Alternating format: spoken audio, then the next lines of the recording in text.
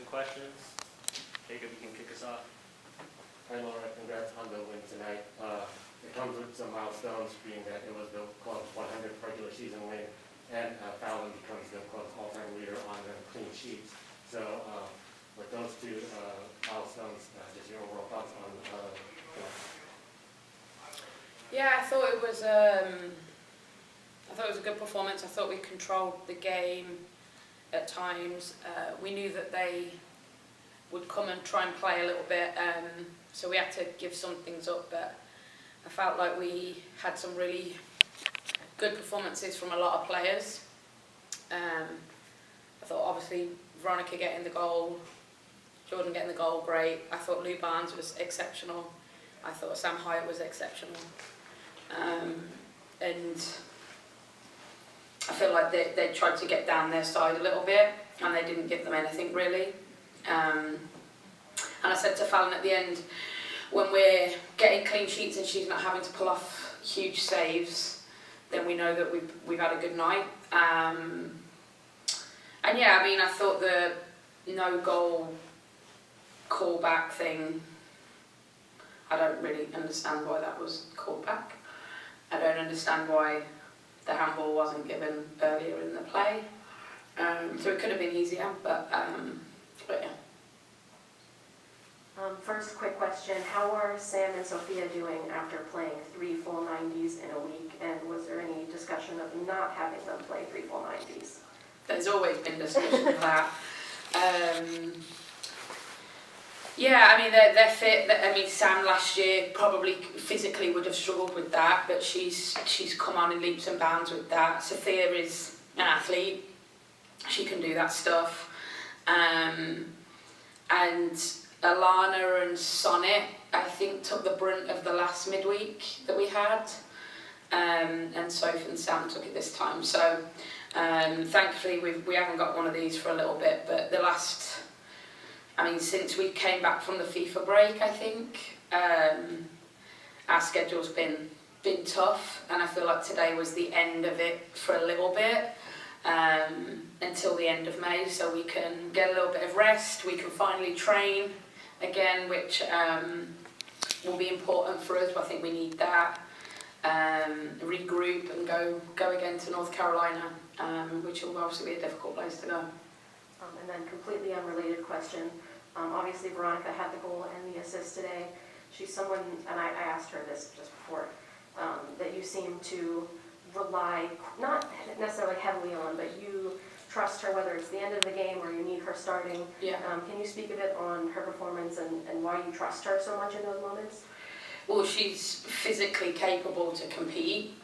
And last year she started the season really well in the Challenge Cup. She got a ton of minutes, and then she hit a little bit of a confidence block, and started to come out the end of it at the end of last season. The season sort of ended at the wrong time for her, and we've been adding a few things to her game in regards to positioning and with the ball mainly, and as a potential replacement for Sophia.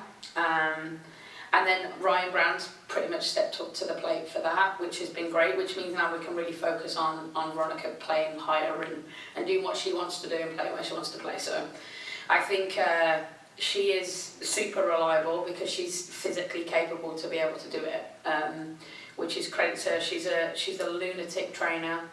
She always wants to do more.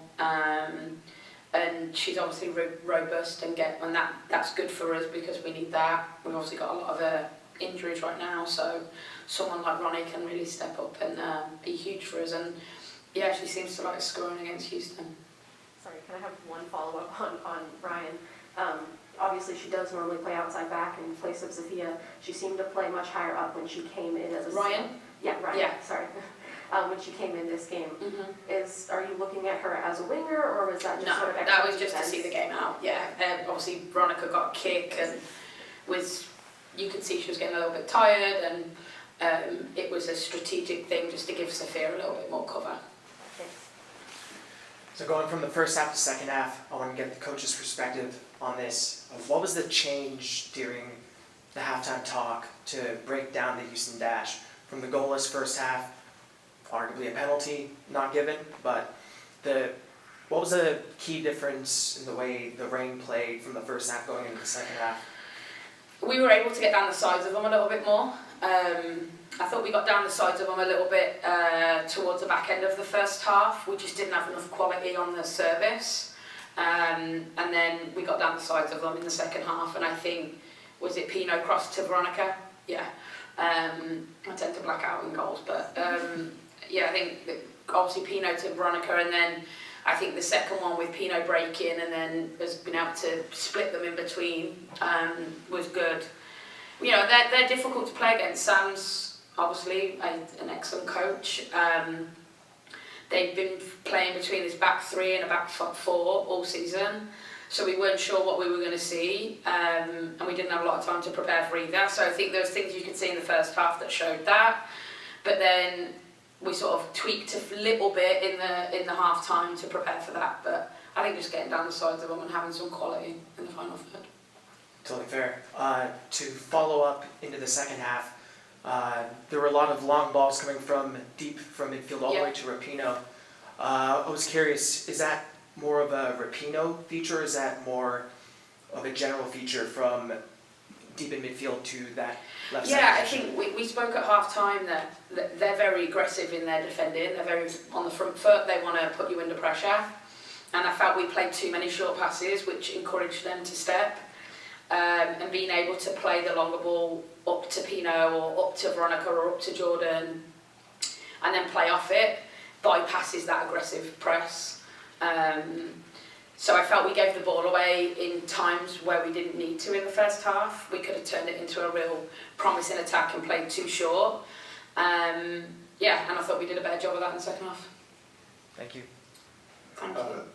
Laura, your team has not been giving up goals in the second half.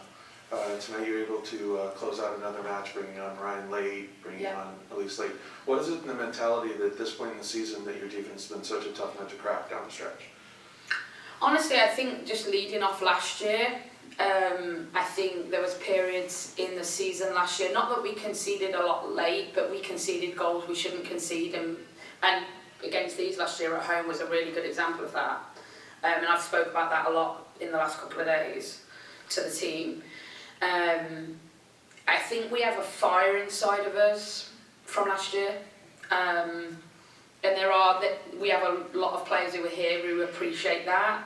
And the ones that are new, Sonnet, Elise, especially, they've been there and done it. They've seen it, so they know what it means. And that's sort of our mantra of this year is if we're going to do what we want to do, we have to be really hard to beat, and that comes with not conceding goals. Hi, Laura. Thank you for taking my question.